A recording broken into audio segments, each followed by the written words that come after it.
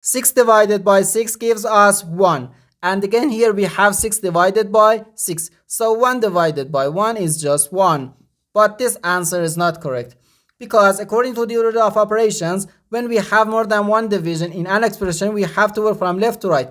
So here first we have to do this division, then this division, and finally this division.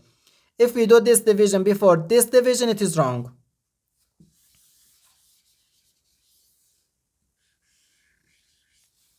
So first this division, 6 divided by 6 is just 1.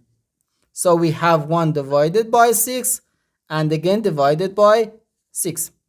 Now we have to do this division. 1 divided by 6 can be written as 1 over 6. So 1 over 6 divided by 6. Now, according to the KCF rule, K stands for keep, C stands for change, and F stands for flip. We can write keep the first fraction, change division to multiplication, and flip the second fraction. So we have 1 over 6 times 1 over 6, which equals 1 times 1 gives us 1. So 1 over 6 times 6, which equals 36. And this is our final answer to this problem.